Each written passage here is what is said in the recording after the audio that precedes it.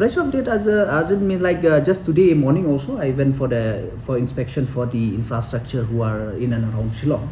So even then today we during the inspection I have seen that the work is progressing, and we are still on the schedule as planned. So by the time we should be able to complete it before the national games. Outside of Shillong, we are yet, because we have given, but we are yet to receive the like verbally we have discussed in the last meeting here, the VC meeting where I chaired the meeting. So they have accepted verbally, but we are yet to receive in writing. So I think once I receive in writing, then I think it will be good to share with all of you.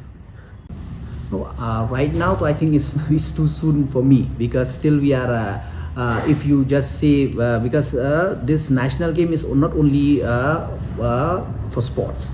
That, as you understand, it is for the whole for the state of Meghalaya. So the involvement of inter-department, a lot of department will be involving.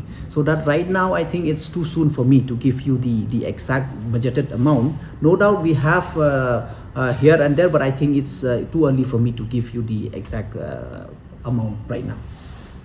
Now the state is taken by the state.